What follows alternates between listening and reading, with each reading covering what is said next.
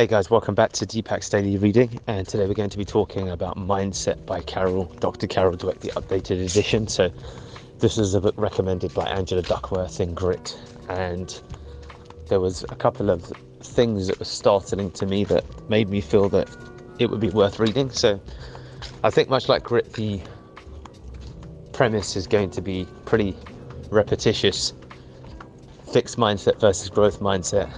Having a growth mindset leads to over time outstanding results, but the deeper we go, the more nuances we find. So the first thing I think that's important for me is that all of us can display fixed mindsets in some areas and growth mindsets in others.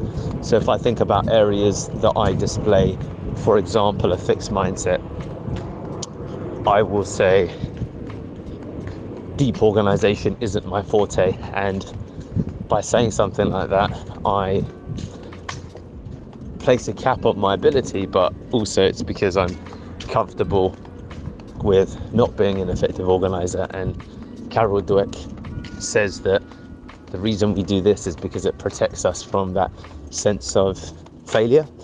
Now, she says that 100% of us display fixed versus growth mindsets in different areas, and this, again, if we broaden it out, relates to the ideas that double down on your strengths and the rest don't worry about as much. So when it comes to organization, it is an area that I don't intend to place deep focus upon until such a time it becomes a direct part of the work that I do.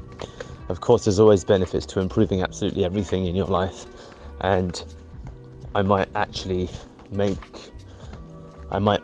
that end, because I hear myself saying this, and I think that just talking out loud like that is relatively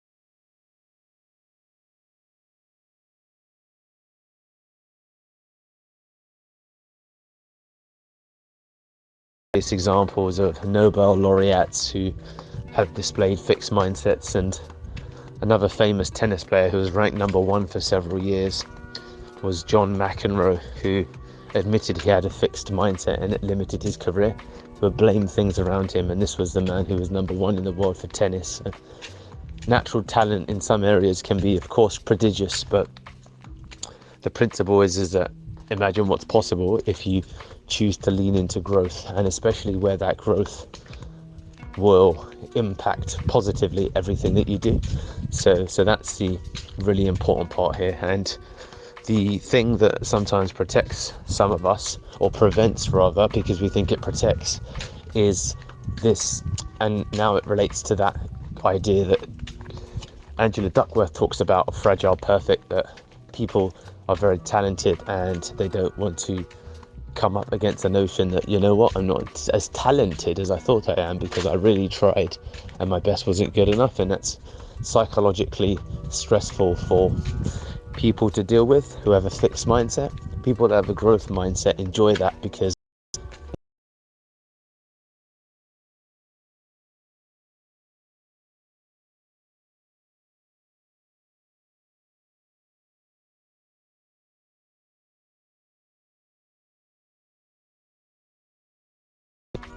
language learning is something that I need to overcome as an obstacle because I'm avoidant of it, and I think that's because it relies upon focus and a huge level of consistency, which is strange because I'm able to display that in other areas of my life. So it's a good book, I think, so far. It's making me reflect and understanding areas where I'm upon myself, and so far so good. So fixed mindset versus growth mindset, areas where I've got a bit more of a fixed mindset that I wish now to change is I can become extremely well organized, and the truth is that with a little bit more effort, I can grow my level quite significantly, because my level at the moment isn't particularly high, but progress is progress. So that is something that I want to say out loud and speak into the universe, alongside my goal to become fluent in Italian. Hey guys, it's Deepak Shukla here. I am huge on listening to books on Audible. So if you're interested in getting all of the insights as I discover them through the course of all the books I read, please do comment, like, and of course subscribe, so that you get notified every time we release a video. Thank you so much, and I hope to hear from you soon.